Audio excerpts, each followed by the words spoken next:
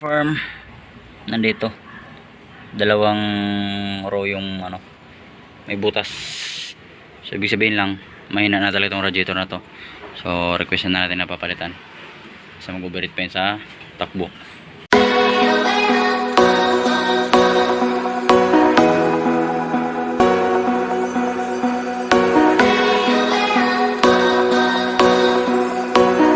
So nag-overheat yung ating Lancer. So hindi pa siya na engine wash. Ang una mo nang ginawa is pina-airconan. So meron na siyang aircon. Ang problema naman nung na-airconan na is ginamit namin, nag-overheat naman. So tinanggal ko na yung radiator kasi sabi ko mayroong leak kasi hindi na pupuno yung kanyang radiator habang sinasalinan. So naglagay ako dito ng langis, chinik ko. Ayan, wala namang oil na halo, walang tubig na halo. Ayan, hindi naman siya nagkulay gatas. So ibig sabihin hindi na pupunta yung tubig, hindi na pupunta sa makina. So ang problema, bakit lagi nauubos? So makita ko sa short video ko, may naka-upload ako na naglagay ako ng embudo. So meron siyang bula pero hindi talaga siya napupuno. So sabi ko parang merong leak. So ang ginawa ko ngayon is kinalas ko na. Tapos ito yung kanyang mga aux fan. Ito radiator fan, ito auxiliary fan. Tapos dadalhin natin sa gawaan yon ng radiator sa mga gumagawa ng radiator, no, para magamit na natin tong Lancer. So dadalhin sa gawaan ng radiator. Bago ko dadalhin doon is ititestingin muna natin kung saan yung leak, no. So ang radiator natin is nandito na, ayun. Yan, so titestingin na natin yung kanyang radiator bago natin gawin sa pagawaan, dalhin sa pagawaan. Pero yung upper part nya, ito napalitan na ng tanso. Ibig sabihin baka may crack na to dito dati, kaya nagpalit sila ng ganyan na, bronze na ang nilagay. Tapos yung baba orig pa rin na plastic. So pag bumili ka kasi nito may kamahalan din sa 4 plus. So testingin na muna natin. Punuin na natin ng tubig. Yan, maglagay tayo dito. Yung ating radiator cap nakakabit pa rin naman. Testingin lang natin.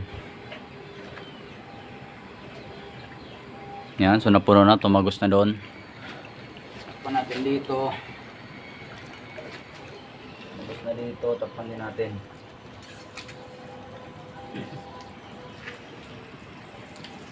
Yun. Nandito yung butas. Yan o. Bukas o.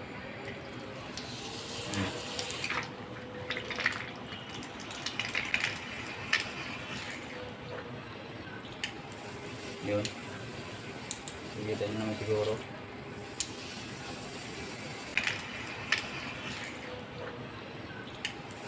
Yun. Sige, nyo naman siguro. Kaya nag-overheat tayo. Yan yung problema. So baka palitin na rin talaga tong radiator na to. So nandito yung leak. So nandito ito. Tapos meron na rin siyang in-epoxy na part dito. Yan. May epoxy na siya. So siguro hindi nila to kasi aluminum naman to. Aluminum, hindi nila matingga. Hindi nila matingga. Kasi aluminum to, kaya in-epoxy na lang. So dito meron din siya. Ayan. Bukas na.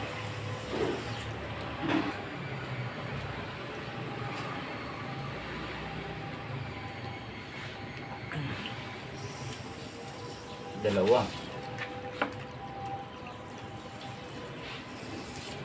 Walang kung dalawa o galing dito sa kabila.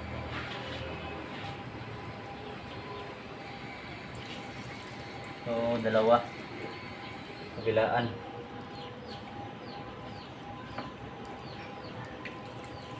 Yun. Meron dito. Meron din dito sa isa.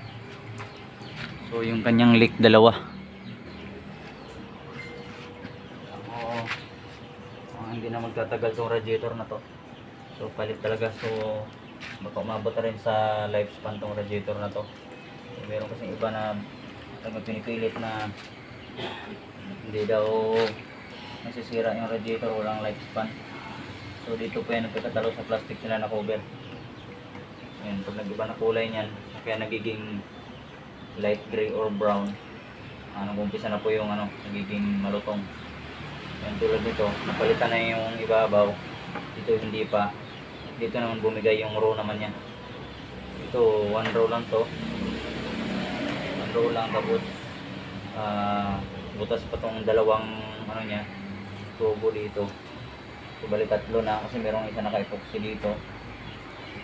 Ayan o. Yung dalawa. So baka hindi lang yan. Baka maghanap pa ng ibang yan kapag nagawa natin yan. Yung dalawa.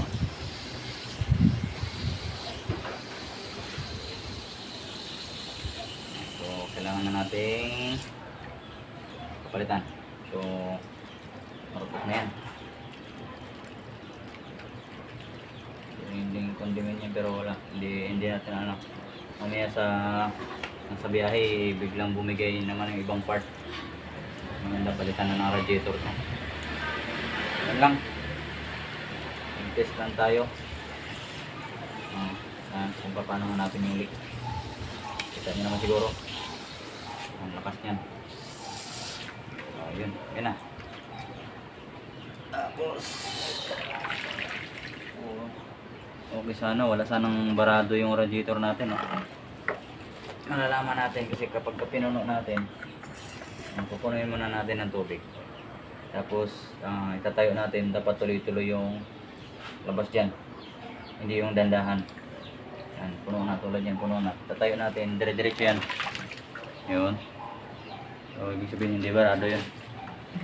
Kapag kabarado yan, dandahan lang ang labas niyan dyan. Ayun na. Ganun lang pag-check. Firm. Nandito. Dalawang row yung may butas. So ibig sabihin lang, mahina na talaga itong radiator na to. So request na natin na papalitan. Kasi mag-overheat pa yun sa takbo. Okay? So hanggang dito na lang muna. Sa mga hindi pa nakapag-subscribe sa akin channel, so please subscribe to my channel, Dungeons Vlog. So yun lang naman ang nito, problema na aircon na natin, tapos nag-overheat.